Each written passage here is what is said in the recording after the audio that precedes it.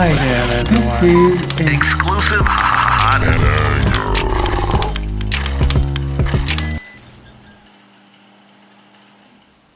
So, my question is though, because I talk about this medical stuff all the time.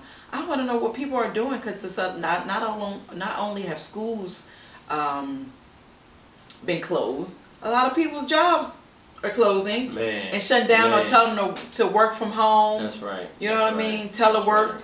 So my question is, what are people's plans? Because this is like not even a short range. This is like for the next 2 weeks. Mm-hmm. So what are you going to do in this moment? And how can you guys use this as an opportunity? Let's put it that way. Use it as an opportunity because we are the Millennial Empowerment Couple podcast. Let's give some tips on maybe what people should be focusing on. For one, I kind of looking at it, especially for me, I do speaking. So a lot of that has been stopped for a little bit. So like especially the colleges, the schools that we actually deal with. So for me, it's making me tighten up more on my content, tighten up more with my team. So having more team meetings. Just really for real, sometimes you have to deconstruct in order for to move forward. So that's where I'm at. I'm in the next deconstruct phase in the business. Okay. Where we actually now, I want to get more out to the people. So we're going to constantly send you guys videos, and that way we kind of keep you up to date on where we're going. Every Wednesday, the videos will always be up on the podcast, but we want to kind of just keep a little, guys, something that you could just listen to, something that you could hear about. And just to kind of keep you informed on what's going on. My other thing is I'm going to work out.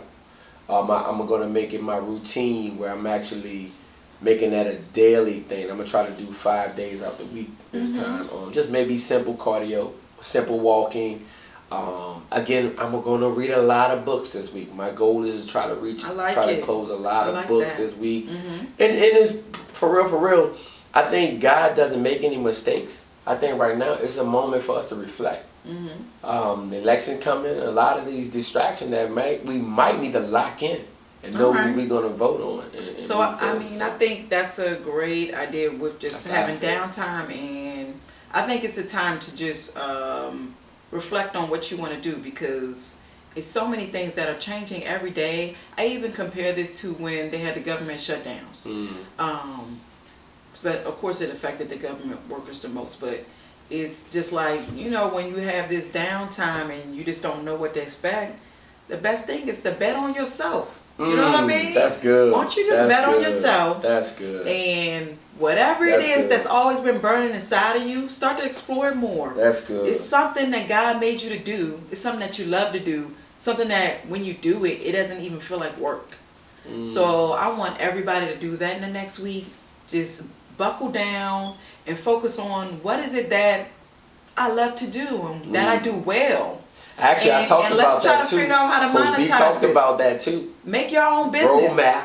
Like I think about on the Coach B. Yeah. So I think about when they had the government shut down, the 2 women and they were from the DMV. They made this cheesecake company. They called it like the furlough cheesecake something, but they blew up big. So they got shut down by the government and they turned that into their own bakery and business. So I think this is a great time, if you're not going to be doing a lot of things because you're not at work, even if you have to do telework, hopefully it's not such a heavy load to do those things, okay? So invest in yourself. This is time to think about yourself. You have to be on the internet. You have to spend your money on the internet. The internet is going to be the next generation. I cannot say that anymore. I get excited because I know it's a win-win situation. So personally, you have to adapt, you have to adapt. You have to say, for my moms and pop stores that's out there, listen, I was born and raised on the mom and pop stores, man. I think one of the best things ever for the moms and pop stores. We also with Camila and Coach B podcast, we actually gonna start sending out shout outs to the moms and pop stores, man. If you see us right now, contact us. I love it. We're going to actually do that so we can actually really advertise for those small shops. And we always online. We always doing Instagram and Twitter and stuff like that. We're going to be interviewing business owners. Yeah, so we're coming going up soon, y'all. That'll be a great thing. So it's a great way to build up your thing. community. Of course, we gotta be. And really just use the internet as, an extension of this relationships and that's right. being human. You know what I mean? Because a lot of people get kind of isolated with the internet. Really use it as a branch to make those connections. And I think true connections can be reached from the internet. So, yeah, I think so. I had a community moment though. I think I was telling you about this. I went into McDonald's. McDonald's, if you listening, I went into McDonald's and I told my wife about this. I just want to share this real quick. I went to McDonald's and I was inside McDonald's and I was not buying anything. I was with someone that I know and they was buying something, but we was in there to purchase something. And what's crazy about it, I asked for a water cup to get water. You know, the people told me, no, we don't do it. It was crazy. It was our community. So, I mean, I looked in the store. It's nothing but our African American. It's nothing but that. But, again, behind that counter, the people was like, nah, we don't do that. And I was like, why you don't? Because people steal sodas. I said, in a little bitty drink, the little bitty cups. So that told me, but when I was like, I'm a community advocate, that whole conversation changed. So my people, I need you to realize how much power we have.